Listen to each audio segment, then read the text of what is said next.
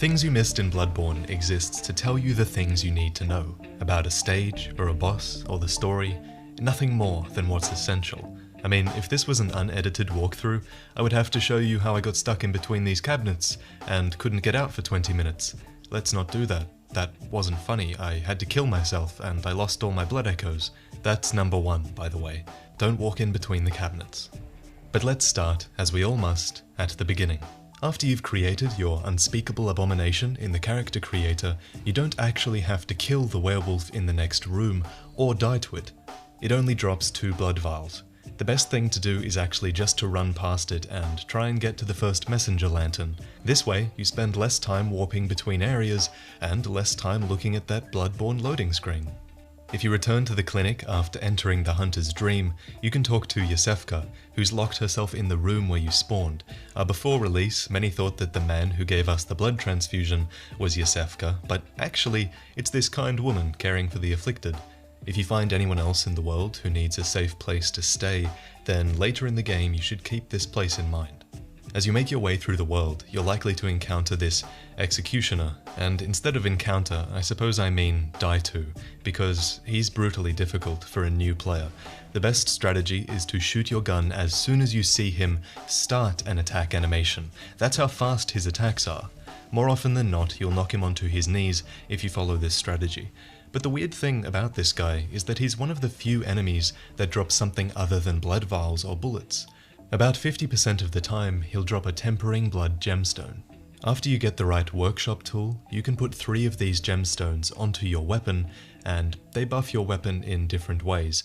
I believe this one makes your physical attack rise, and if you find a particularly rare tempering gemstone, then it increases the damage you do when your health is full as well. You can see the rarity of the stone here, so it's worth farming this executioner to get a good gemstone. Next, I need to tell you about the fastest possible way to unlock the shortcut in Central Yharnam.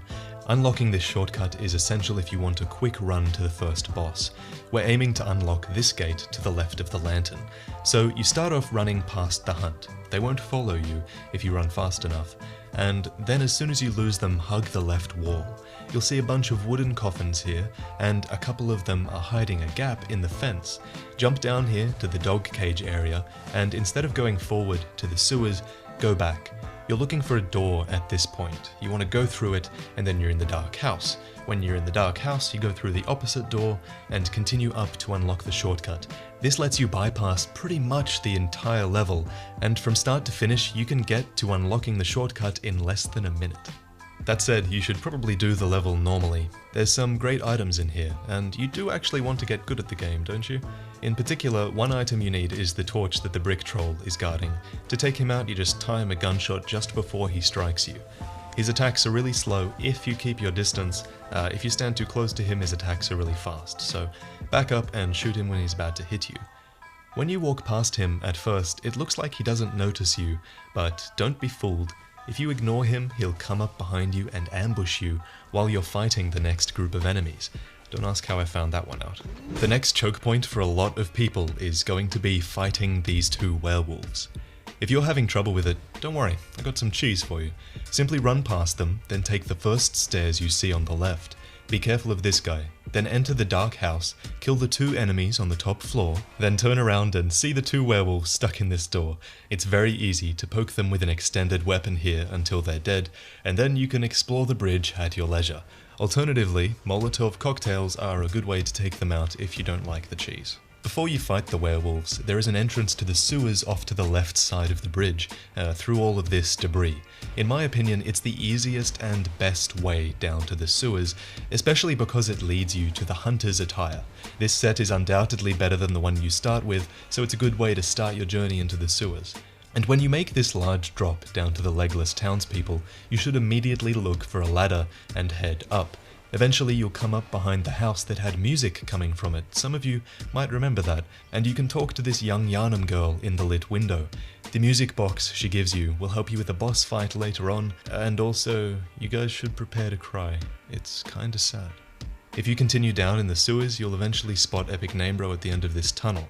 He'll scream at you, but this gives you a chance to get behind him without being charged and one-shot in the tunnel. So get behind the pig, and you will have time to charge up R2 and initiate a critical. It does a lot of damage, but fuck, was that really worth it? Turns out, yeah, it's worth it. After that traumatizing vision, you should go behind the pig to loot the Saw Hunter's badge, which lets you buy all the starting weapons from the messengers in the bath. Up the ladders from the pig, you'll arrive at another bridge. Across the bridge is a second boss. Near here is an elevator. You're going to want to activate it so you can have a fast run back to this boss, because, oh boy, you guys are going to be running to this boss a lot. The second boss is not easy. Going back, do you remember the caged dogs we dropped down to when we were doing the shortcut? This leads to the second entrance of the sewers. Along this path, there's this old lady hiding from the beasts. She's looking for a safe place to stay, so store that information away for later when you find her a safe haven. Further on, there's a hidden entrance to the rafters to the right here. Cut down these two hanging corpses. The one on the left has the saw spear weapon, which is an alternate version of the saw cleaver, and the one on the right has a bunch of bloodstone shards. And that's pretty much it for the interesting things in Central Yharnam. I missed out on a few consumables, but I want to leave the rest for you guys to explore. I can't wait to hear how you're all going with the game, so let me know.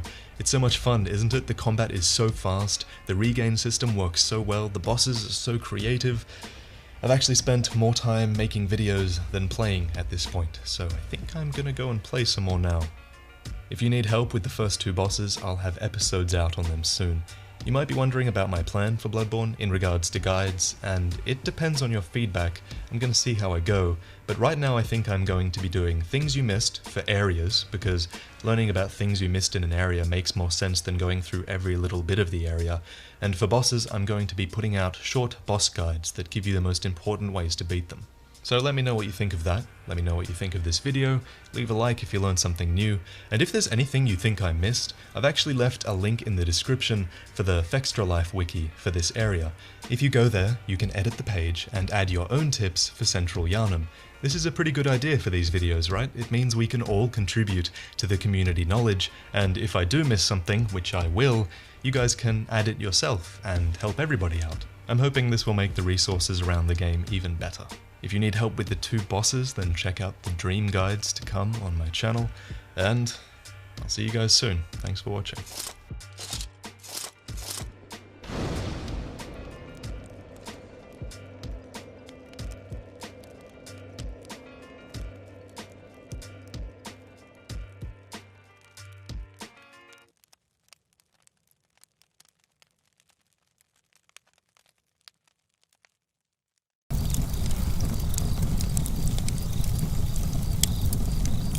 Stuck in between these captain's dream, and you can get out in 7 minutes. Who's locked yourself there?